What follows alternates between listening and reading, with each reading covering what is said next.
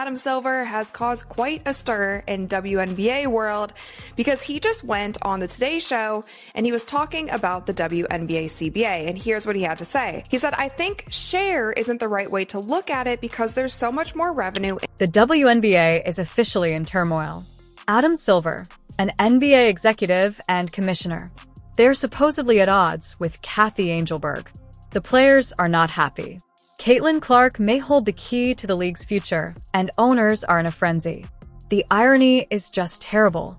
The league can be abruptly disintegrating due to the fact that the individual who saved it is actually losing control of the circumstance. Then, there's been a long-standing conflict between Adam Silver and Kathy Angelberg. However, it's blowing up in the media this time. Cycle of collective bargaining, and they deserve it. So what he's talking about here is the revenue share that the players have been fighting for. So essentially what the players have said in these negotiations is that they want to be paid more when it comes to their salary, but they also want a higher percentage of the revenue split because currently they are only getting 9% of that revenue split. But we have went over it a million times, you guys. The structure of the WNBA, the finances in the WNBA, and the structure of the finances in And the trigger was Caitlyn Clark. You heard properly, yes. A full-fledged power struggle between the players' union and the league's leadership has unintentionally been sparked by the athlete who made the WNBA a weekly trend, boosted viewership, and packed venues. We ought to analyze this and play in English. A collective bargaining agreement, or CBA, is presently being negotiated by the WNBA. There, league executives and players fight over money, salaries, incentives, and most importantly, revenue sharing. Basically, who gets what portion of the pie. On the major television show Today Show, Adam Silver made an astounding assertion. "I think the NBA makes a lot more money, so share isn't the best way to look at it. The participants will get additional funds that are owed to them throughout the cycle." As you know, they're calling for players in the WNBA are calling for more money. They 9%, I believe, accordingly. They get 9% of total revenue compared to roughly 50% of the revenue of NBA players. Should they be getting a larger share of the revenue in the WNBA? Yes. I mean, I think share isn't the right way to look at it because there's so much more revenue in the NBA. I think you should look at it in absolute numbers in terms of what they're making, and they are going to get a big increase in this cycle of collective bargaining. But not a greater percentage. Put differently, even though you will get a raise, you shouldn't expect to sit at the same table as the older kids. Kathy, the Players Union, or WNBPA, had just lost when Silver said that, which is when Angelberg's terror began. In response, they mockingly tweeted, "Don't want to share Adam Silver," specifically tagging Adam Silver. It's the official account, not a burner or a fan page. On the actual WNBA Players Association went into full petulant mode on Instagram. But what really made it ugly was what came next. The union statement was essentially described as misleading by the league spokesperson. They asserted that the WNBA had previously offered an infinite revenue-sharing plan connected to league expansion. In other words, you just failed to read the contract we provided. Currently, Kathy Angelberg finds herself in a difficult situation as she tries to please i8 gamers without publicly conflicting with Adam Silver, her own boss, who is ostensibly in command of the majority of the money. Because no one liked discussing this topic. Not even all of the WNBA is owned by its owners. It owns only 42% of the league's activities. The NBA owns an additional 40%, while independent investors, who were brought in 2022 when the WNBA was basically begging for funding, hold the other 18%. Is. Now, in true WNBPA fashion, they decided to clap back on their Instagram account to Adam Silver's remarks. And they posted this. They said, "Don't want to share at Adam Silver." So they literally tagged Adam Silver, used a screenshot from this interview, and posted this in their Instagram story. You guys, I do not know what they think doing that will accomplish. You know how there's that meme where it's like 0 days of whatever? It's like 0 days. Expert. Absolutely not. Incredibly entertaining. we call BS and we see you. It's like, I don't understand what posting this does besides stir up more drama. People are like, ooh, look at them. Look, it's like, no, we're acting like children. Should be acting like a professional organization. You have to work out these things at the negotiating table, not on social media. Like, this is so childish to me. And when I saw this, it just reminded me of how draining it is sometimes to cover this league, because it's like seriously? This suggests that, unlike the NBA, Angelberg would not be able to provide the players a 50-50 salary split. The league does not have the authority to do so. The man who is genuinely keeping the lights on, Adam Silver, is the next opponent the players want to confront.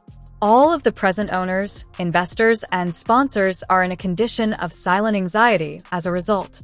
We are witnessing a lockout, which has never occurred in WNBA history. If the players dig in and refuse to play without a new contract, the timing couldn't be worse. The next CBA deadline is on Halloween.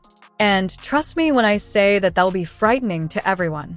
The WNBA claims that they are working toward equality. They claim that their value is insufficient. In addition to wage raises, they want a bigger portion of league profits, which, on theory, makes sense. However, this is the issue. The WNBA never made money. That remains the case despite Caitlyn Clark packed arenas, increasing viewership and lowering ticket costs. Let's think about something in that context. Your players want a bigger portion of the losses every season, even though you lose money. That's the argument Adam Silver is making. However, Cathy Angelberg is making every effort to keep it quiet since she is using PR-friendly language and is aware of how quickly the internet will pull her. The players, meanwhile, could care less about the statistics. They are referring to Caitlyn Clark. Observe the crowds, they advise. Look at the ratings. Examine the jersey sales figures. Finally, we are relevant. We deserve more. Things start to get strange at this point. They're not wrong because, without Caitlyn Clark, this conversation would not even be happening. Because of her, the owners are even able to negotiate a new media agreement. The emergence of new sponsors is due to her. The 400% rise in ratings and the doubling of attendance can be attributed to her. The athletes' claims for more pay are solely predicated on Caitlyn Clark's accomplishments. In essence, Adam Silver is saying to Cathy Angelberg, "Congrats, your players want a raise, and it's your golden child's fault," which is why the whole scenario is both heartbreaking and humorous. The league developed an addiction to the Caitlyn Clark effect. It is now suffering the price. When she was injured early this year, everything collapsed. The ratings dropped. Talk shows stopped mentioning the league. Due to the severe failure of the WNBA coverage, ESPN canceled one of its new discussion programs after just a few weeks. That injury served as a sobering reminder of reality for the owners. When Caitlyn Clark is not present, the enthusiasm soon wanes. Adam Silver surely noticed that. For this reason, we are not doing a 50% revenue share. As he sits in his office, he is probably thinking, take her out of the picture. The numbers also sharply drop. No, the players are fighting, and we are all responsible for this league's growth. Adam Silver is giggling softly as well. Really? Since we were shown the ratings without her. Cathy Angelberg is therefore caught between two ticking time bombs. The expectations of her teammates and Adam Silver's reality check. Every public statement seems to be damage control these days. The union claims that the league is running out of time. The league accuses the players of presenting fictitious bids. Fans are picking sides as sponsors eagerly watch from the sidelines, discussing whether to even extend their contracts for the next season. The whole situation has the feel of a soap opera, with fewer carts and more boardroom intrigue. And behind it all, Caitlyn Clark's name keeps popping up like a ghost. Whether she likes it or not, she is now the center of attention in every argument, the proof of her achievements, the argument for more pay, and the bargaining chip. Even former WNBA players like Rebecca Lobo are admitting it. There used to be a real chance that the NBA would decide this was too much and call the tournament off. These franchises are now pricey, though. These women are so precious. Translation: the only thing causing a player's current enormous value is their level of popularity. It is evident that their statements are motivated by fear. Everyone knows the truth, but no one wants to admit it. The league's survival depends on Caitlyn Clark, so it is awful for any commissioner to be in that predicament. Adam Silver understands this. Kathy Angelberg is conscious of this reality. This is known to the players. They are currently at odds over who ought to receive payment and recognition for her influence. The craziest aspect is that despite all the controversy, the WNBA continues to lose money. The amount of their media deal has nearly increased to $260 million. But that is insignificant compared to the NBA's billions. The WNBA's 9% revenue share seemed inadequate. But when you realize there isn't any profit to divide, it almost seems senseless. However, try to explain it to the players' union. The league is allegedly hiding its actual financial numbers as if there were a secret profit vault in a New York headquarters, and they are demanding transparency. The NBA is taking advantage of us in order to make money. Even a reality check was said by one player. Your survival is being funded by them. Kathy Angelberg can't say that problem out loud. The NBA has backed the WNBA for nearly 30 years. If Adam Silver declared, "We're done," by the next summer, the league would be dissolved. Still, here we are.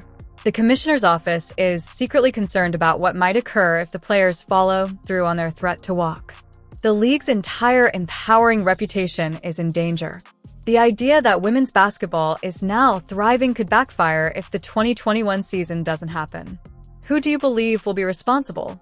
Clark Caitlyn, because even in the absence of the 2021 season, every sports media outlet will assert that the Caitlyn Clark period changed everything. Not because she did anything illegal, but rather because her success made it clear to everyone how faulty the league's foundation really was. Now, even the owners can't live up to the high expectations she